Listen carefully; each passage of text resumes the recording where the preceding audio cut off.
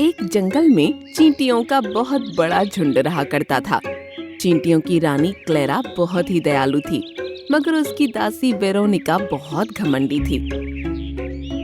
एक दिन क्लेरा अपने झुंड के साथ जंगल के दूसरे छोर पर जा रही थी कि तभी उसके कानों में भेड़ियों के कदमों की आवाजें टकराई।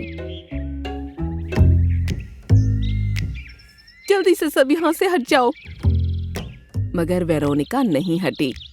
ये क्या बदतमीजी है वेरोनिका, वहाँ से तुरंत हट जाओ, नहीं तो भेड़िए तुम्हें अपने पैरों से कुचल कर यहाँ से निकल जाएंगे।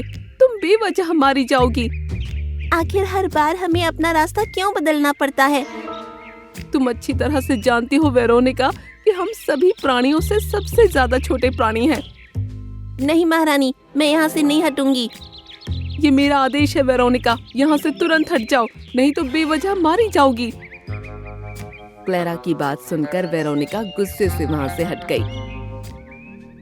घर वापस आकर क्लेरा क्रोधित होती हुई वेरोनिका से बोली, तुम्हें अपनी जान की कोई परवाह है कि नहीं? मेरी समझ में नहीं आता कि हम ही सबसे छोटे प्राणी क्यों हैं? क्या हम सभी प्राणियों की तरह आकार में बड़े नहीं हो सकते? मैं तुम्हें समझा समझा कर तंग आ गई हूँ वेरोनिका, कि दिन में सपने देखना छोड़ दो। ऐसा नहीं हो सकता। क्यों नहीं हो सकता? मैंने सुना है कि इस दुनिया में सब कुछ संभव हो सकता है। देखना महारानी, एक दिन मेरा आकार भी बाकी प्राणियों की तरह बड़ा होगा। उस दिन मैं जंगल के सारे जानवरों को मजा चखा दूंगी। वेरोनिका की बात सुनकर वहाँ मौजूद सभी चींटियाँ उसका मजाक उड़ाने लगीं। जितना मेरे ऊपर हंसना है ना हंस लो, पर देखना जिस दिन मेरा आकार बड़ा हो जाएगा उस दिन असली रानी मैं ही बनूंगी। इतना बोलकर वेरोनिका जंगल में घूमने निकल गई। हाथी दादा जो अपनी मस्ती में चले आ रहे थे, उनके पैर रखने से पहले ही वेरोनिका बड़ी फुर्ती से वहाँ से हट गई। अगर तुम्हें ईश्वर ने इतना बड़ा बनाया है तो इसका मतलब ये नहीं कि तुम मुंह उठाकर कहीं भी अपना पैर रख दो। चींटी की आवाज सुनकर हाथी दादा इधर उधर देखने लगे। हाथी दादा अपने आप से बोले, कौन बोल रहा है ये? मुझे तो कोई दिखाई नहीं दे रहा। अपनी आंखें फाड़कर जरा नीचे की तरफ देखो, मैं तुम्हें दिखाई दे जाऊंगी। हाथी दादा ने जब नीचे की तरफ देखा तो उन्होंने देखा कि एक छोटी सी चींटी बहुत ही क्रोध भरी नजरों से उन्हें देख रही थी। माफ करना छोटी चींटी, मैं तुम्हें देख नहीं पाया। हाँ सही है, अगर मैं तुम्हें नहीं देख पाती तो अब तक मैं भगवान को प्यारी हो गई होती।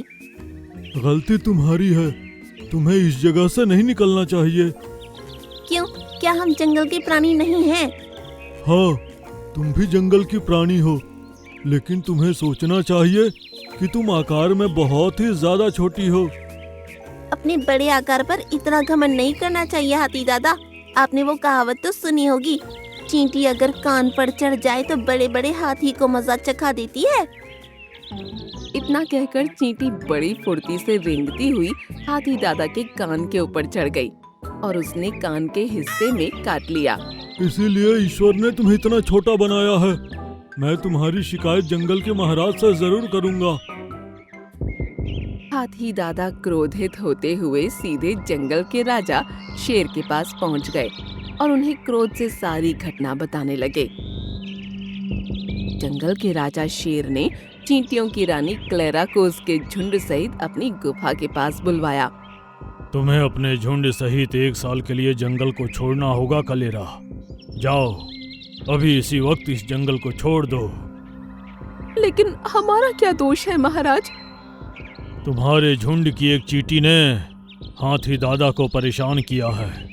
कोई और होता तो मैं उसे इससे ज्यादा दंड देता, लेकिन तुम चींटियों को मैं क्या दंड दूं? कसूर तुम्हारा है, क्योंकि अगर कोई चींटी जानबूझकर गलती करती है तो कसूरवार तुम ही ठहराई जाओगी क्लेरा। क्लेरा खामोशी से जंगल को छोड़ने की तैयारी कर रही थी कि तभी एक काला धुआं चींटियों के झुंड के पास मंडराने लगा और देखते ही देखते वो धुआं एक बहुत बड़ी चींटी के आकार में परिवर्तित हो गया। मैं हूँ चींटियों की बड़ी रानी, मतलब जादुई महारानी। आप तो आकार में बहुत बड़ी हो जादुई महारानी। हाँ, मैं आकार में बड़ी हूँ और मैं इस तरह का आकार तुम सबका भी कर सकती हूँ, लेकिन उसके बदले मेरी एक शर्त है। कैसी शर्त? तुम्हें चींटियों के अपमान का बदला लेना होगा और बड़ा आकार लेने के बाद जंगल के सभी जानवरों का खून बहाना होगा। नहीं, हमें तुम्हारी कोई शर्त मंजूर नहीं। वेरोनिका, मुझे कुछ गड़बड़ लग रही है। मैंने इस तरह की बड़ी चींटी के बारे में अपने जीवन में कभी नहीं सुना और न ही कभी देखा।